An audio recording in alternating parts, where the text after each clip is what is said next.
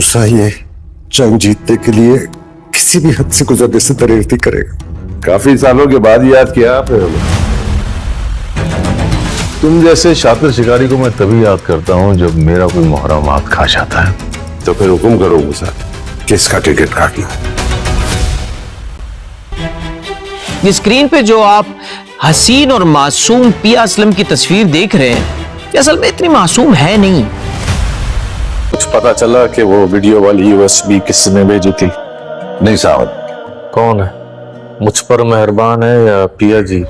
कहानी उस पल से शुरू होती है जब इलियार को अपने पिता दाऊद की काली करतूतों की सच्चाई पता चलती है। इलियार अंदर ही अंदर टूट जाता है, क्योंकि जिसे वो अपना साया समझता था वही असल में खतरनाक अपराधी निकला।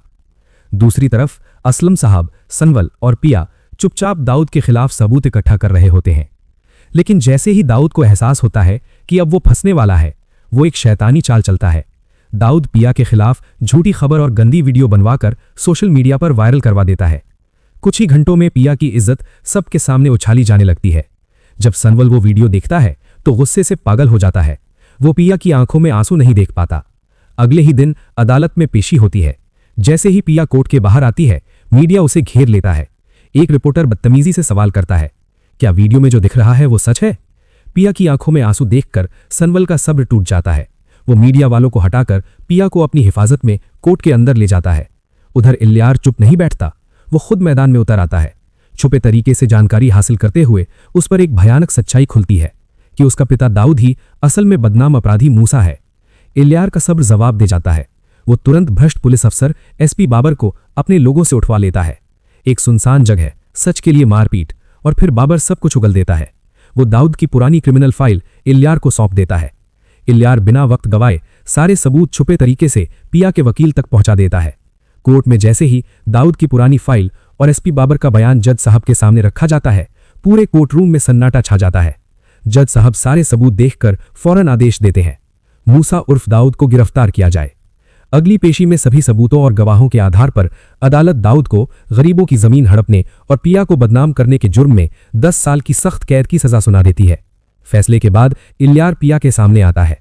वो हाथ जोड़कर कहता है, मैं बहुत गलत था, लेकिन आज मैंने अपने पिता के गुनाहों की सजा चुका दी। पिया पूछती है, कैसे? इलियार बताता है कि जो सबूत कोर्ट तक पहुंचे वो उसी ने भिजवाए थे। वो मानता है कि वो पिया से सच्चा प्यार करता है, लेकिन उस प्यार का हक वो खुद नहीं मांगेगा। कुछ दिनों बाद इलियार अपनी मां को लेकर पिया के घर रिश्ता मांगने आता है। इलियार की कुर्बानी और सच्चाई देखकर असलम साहब हां कर देते हैं। पिया अपने पिता की खुशी के लिए चुप रहती है। शादी का दिन आ जाता है, बाराती आते हैं, निकाह की तैयारियां पूरी हो जाती हैं। ठीक उसी वक्त इलियार सनवल के पास जाता है। वो उसे दूल्हे की शेरवानी पहनाता है और धीरे से कहता है, पिया तुम्हारी मोहब्बत है, आज मंडप में मैं नहीं तुम बैठोगे। मौलवी साहब सवाल करते हैं, क्या आपको सनवल से निकाह कबूल है? पिया यादों में खोई हुई धीरे से कह देती है, कबूल है।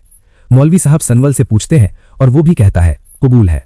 निकाह पूरा होते ही जब सनवल सेहरा उठाता है तो पिया की आंखों में खुशी के आंसू आ जाते हैं। उसी पल इलियार मुस्कुराते हुए कहता है, आज तुम दोनों की मोहब्बत पूरी हो गई, मैं यही चाहता था। शादी के तुरंत बाद इलियार फैसला करता है कि अब वो यहां नहीं रहेगा। सनवल और पिया उसे एयरपोर्ट छोड़ने जाते हैं। इलियार दोनों को गले लगाकर हमेशा के लिए चला जाता है। जेल से बाहर आते ही असलम को पहली बार अपनी जिंदगी बहुत छोटी लगने लगती है। वो सीधा घर आता है और आते ही अपनी बेटी पिया को अपने पास बिठा लेता है। भरी हुई आवाज में असलम कहता है, बेटा, मेरी जिंदगी का कोई भरोसा नहीं, पता नहीं कब दाऊद मुझे अपने रास्ते से हटा दे, इसलिए मैं चाहता हूं कि तुम अभी इसी वक्त संबल से शादी कर लो। पिया नजरें झुका लेती है, आंखों में आंसू होते हैं, मगर आवाज सच्ची होती है। हाँ अब्बू, मेरे दिल में संबल के लिए मोहब्बत है।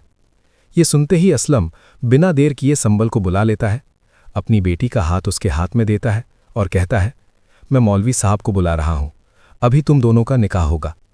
उधर जैसे ही संबल ये बात अपने शागिर्दों को बताता है, वहां खुशी का शोर मच जाता है। लेकिन उसी भीड़ में एक आदमी चुपचाप सब देख रहा होता है। वो इलियार का दोस्त होता है। वो तुरंत फोन करता है और हर बात इलियार तक पहुंचा देता है। इलियार उस वक्त एयरपोर्ट जा रहा होता है। फोन सुनते ही उसके कदम रुक जाते हैं। एक पल भी सोचे बिना वो पलट कर कहता है, मैं अभी पिया के घर जा रहा हूं। दोस्त घबरा कर कहता है, जल्दी आओ, कहीं देर ना हो जाए। लेकिन जब इलियार पिया के घर पहुंचता है तो वही मंजर सामने होता है। जिसका उसे सबसे ज्यादा डर था। मौलवी साहब निकाह पढ़ा रहे होते हैं। कबूल है, कबूल है। उसी पल पिया की नज़र सामने खाली हाथों पर पड़ती है। वो चौंक जाती है, खड़ी हो जाती है, घबरा जाती है।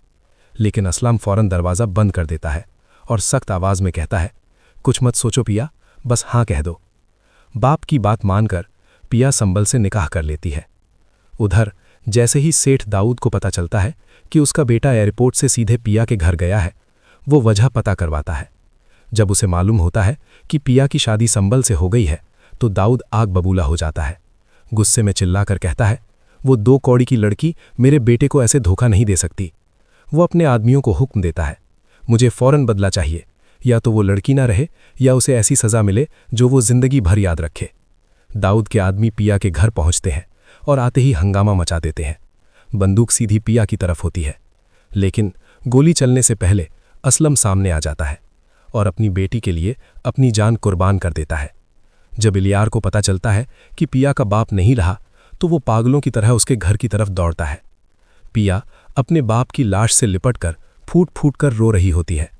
इलियार घर में दाखिल होता है और पिया उसका गिरेबान पकड़कर चिल्लाती है, मैं तुम्हें और तुम्हारे बाप को कभी माफ नहीं करूंगी। बदला लेना था तो मुझसे लेते, मेरे बाप के साथ ऐसा क्यों किया? इलियार कांपती आवाज में कहता है, अगर इसके पीछे मेरा बाप है और तुम सच कह रही हो तो जो कहोगी मैं करूंगा। पिया उसका गिरेबान छोड़ देती है और कहती है, जाओ यहां से, जिस दिन मैं तुमसे तुम्हारा बाप छीनूंगी उसी दिन बात होगी। इलियार खामोशी से लौट जाता है। वक्त गुजरता है। संबल असलम को जेल से रिहा तो करवा लेता है, लेकिन दाऊद के खिलाफ कुछ साबित नहीं कर पाता। ये बात पिया को अंदर से तोड़ देती है। संबल उसकी बेबसी देख नहीं पाता और ससी के पास जाता है। वो कहता है, प्लीज अपने शौहर से कहो कि सेठ दाऊद का पूरा अतीत सामने लाए, ये सच लोगों तक पहुंचना चाहिए। ससी अपने पुराने प्यार की खातिर सच मान लेती है। डिप्टी कमिश्नर सब सच जानने के बाद संबल और पिया की मदद के लिए तैयार हो जाता है। दाऊद का पूरा अतीत सबके सामने आ जाता है। पिया एक वीडियो बनाती है जिसमें सबूतों के साथ पूरा सच बताती है। वीडियो वायरल हो जाती है, लोग सड़कों पर आ जाते हैं। दाऊद बुरी तरह घबरा जाता है। इसी बीच इलियार को भी अपने बाप की सच्चाई पता चल जाती है। जिस बाप को वो हीरो समझता था वही असली गुनहगार निकलता है।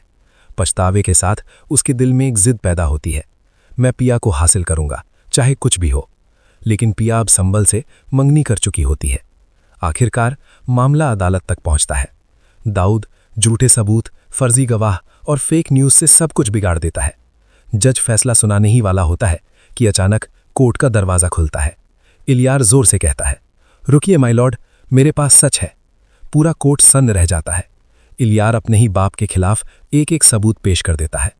जज फैसला सुनाता है, असलम बेगुनाह है, ये पूरी साजिश मूसा ने रची थी। पुलिस मूसा को गिरफ्तार कर लेती है। आखिर में असलम आसमान की तरफ देखकर कहता है, आज लगता है मेरी बीवी की रूह को सुकून मिल गया। लेकिन कहानी यहीं खत्म नहीं होती, क्योंकि अब ये कहानी मोहब्बत की नहीं, इंसाफ, कुर्बानी और अंजाम की बन चुकी है। अगर आप चाहें तो मैं बाबर दाऊद के सामने खड़ा है और घबराई हुई आवाज में कहता है कि दाऊद साहब, हालात हमारे हाथ से निकल रहे हैं। असलम को ज्यादा देर जेल में रखना अब नामुमकिन है। डीसी शहरयार भी सब देख रहा है। अगर हमने जिद जारी रखी तो हमारी नौकरी भी जा सकती है। मेरी बात मानिए, असलम से माफी मांग लीजिए, वरना बहुत बुरा होगा। लेकिन दाऊद गुस्से में आग बबूला हो जाता है। मेज पर हाथ मारकर चिल्लाता है कि मैं माफी मांगूं? जिसने मेरे खिलाफ आवाज उठाई उसे मैं मिट्टी में मिला दूंगा। दूसरी तरफ अदालत में सन्नाटा होता है। फिर जज की आवाज गूंजती है कि असलम की जमानत मंजूर की जाती है। कोर्ट में हलचल मच जाती है। असलम की आंखों में आंसू आ जाते हैं। वो बाहर निकलता है तो सामने सानवल खड़ा होता है। असलम उसे गले लगा लेता है और पिया दूर खड़ी सब देख रही होती है। उसकी आंखों में सुकून भी होता है और दर्द भी। घर पहुंचकर पिया अपने अब्बू से कहती है कि दाऊद को सजा मिलनी चाहिए, उसी ने मेरी मां को हमसे छीना, मैं अब चुप नहीं रहूंगी। असलम बेटी की आंखों में हिम्मत देखता है तो सानवल आगे बढ़कर कहता है कि पिया अकेली नहीं है, मैं हर कदम पर उसके साथ हूं। कुछ देर बाद पिया, सानवल और असलम डीसी शहरयार के पास जाते हैं। पिया हिम्मत के साथ दाऊद के सारे जुर्म बताती है, कब्जे, जुर्म, धमकियां और उसकी मां की मौत तक। शहरयार सारे सबूत देखता है और कहता है कि अगर ये सब सच है तो अब दाऊद को कोई नहीं बचा सकता। पिया सोशल मीडिया पर आती है और दाऊद की असलियत दुनिया के सामने रख देती है। वीडियो वायरल हो जाता है और हर तरफ शोर मच जाता है कि दाऊद बेनकाब हो गया। ये सब देखकर दाऊद पागल हो जाता है और चिल्लाता है कि पिया को पकड़ कर लाओ, उसे दिखाना है कि दाऊद से टकराने का अंजाम क्या होता है। अगली सुबह पिया यूनिवर्सिटी से निकलती है तो एक तेज रफ्तार गाड़ी आती है और नकाबपोश लोग उसे उठा ले जाते हैं। कुछ देर बाद असलम को कॉल आती है। दाऊद कहता है कि अगर केस वापस न लिया तो तुम्हारी बेटी जिंदा नहीं बचेगी। असलम के हाथ कांप जाते हैं। वो सानवल को बताता है। सानवल लोकेशन निकालता है जो दाऊद के फार्म हाउस की निकलती है। रात का अंधेरा। सानवल तेजी से गाड़ी दौड़ाता है। फार्म हाउस पहुंचकर गेट तोड़ता है। अंदर जाता है तो देखता है पिया बंधी हुई है। वो दौड़कर रस्सियां खोलता है। तभी पीछे से दाऊद गोली चला देता है। गोली सानवल को छूकर निकल जाती है। तभी पुलिस सायरन बजते हैं। डीसी शहरियार पुलिस के साथ अंदर आता है और कहता है कि दाऊद अब खेल खत्म हो गया। दाऊद भागने की कोशिश करता है लेकिन पुलिस उसे पकड़ लेती है। अगला दिन अदालत में सच सामने आ जाता है। सबूत और गवाह सब दाऊद के खिलाफ होते हैं। जज सजा सुनाता है कि दाऊद को पिया के किडनैप और गैरकानूनी कामों के लिए 10 साल कैद की सजा दी जाती है। दाऊद की अकड़ टूट जाती है और पुलिस उसे हथकड़ी लगाकर ले जाती है। घर में सुकून लौट आता है। पिया खामोश बैठी होती है तो सानवल उसके सामने खड़ा होकर कहता है कि पिया, मैं तुमसे मोहब्बत करता हूँ, क्या तुम मुझसे शादी करोगी? पिया की आंखों में आंसू आ जाते हैं और वो सर झुका देती है। कुछ दिन बाद निकाह हो जाता है। सादी सी रस्म होती है, खुशियां होती हैं और एक नई जिंदगी शुरू हो जाती है। इस तरह जुल्म हार जाता है, सच्चाई जीत जाती है और मोहब्बत हर चीज पूरी कर देती है। असलम जेल से रिहा होता है। जैसे ही वो घर पहुंचता है पिया दौड़कर उसे गले लगा लेती है। दोनों की आंखों में आंसू हैं पर दिलों में राहत और उम्मीद की चमक। असलम बार बार पिया के सिर पे हाथ फेरता है, यकीन नहीं कर पा रहा कि वो जिंदा है। कहां से ये खबर फैली? मूसा का चेहरा पीला पड़ जाता है। तुरंत एसपी बाबर को खत्म करने की साजिश रचता है।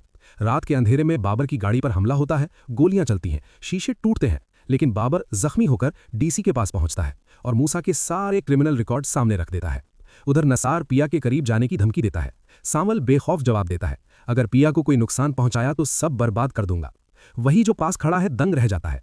आलियार चुपचाप अपनी इन्वेस्टिगेशन आगे बढ़ाता है। धीरे धीरे साफ होता है कि असलम को जानबूझकर फंसाया गया था। आलियार परेशान होकर सोचता है, मेरे पापा मुझसे झूठ क्यों बोलेंगे? अंत में अदालत से बाहर आते ही मीडिया घेर लेती है। पिया घबराती है। तभी सांवल आगे बढ़ता है, माइक हटाता है और सबको डांटता है, सच्चाई अब छुपी नहीं रह सकती। आलियार अपने एक असरदार दोस्त से बात करके आखिरकार असलम को जेल से बाहर निकलवा देता है। जब असलम सालों बाद अपने घर की दहलीज पर कदम रखता है तो जैसे वक्त एक पल के लिए थम जाता है। पिया दौड़ती हुई उसके पास आती है और उसे कसकर गले लगा लेती है। बाप बेटी की आंखों से आंसू थमने का नाम नहीं लेते। असलम बार बार पिया के सिर पर हाथ फेरता है, जैसे उसे खुद भी यकीन नहीं आ रहा हो कि वो सच में जिंदा बाहर आ चुका है। कमरे के एक कोने में आलियार चुपचाप ये सब देख रहा होता है। उसकी आंखों में सुकून कम और सवाल ज्यादा होते हैं। वो सोचता है, अगर ये सब सच है तो झूठ किसने बोला था? उधर जैसे ही मूसा को खबर मिलती है कि असलम रिहा हो चुका है, उसके चेहरे का रंग उड़ जाता है। गुस्से में वो तुरंत फोन उठाता है और एसपी बाबर को खत्म करने का प्लान बनाता है, क्योंकि वही एक अफसर है जो उसके पुराने जुर्म दोबारा खोल सकता है। रात के सन्नाटे में अचानक एसपी बाबर की गाड़ी पर हमला होता है।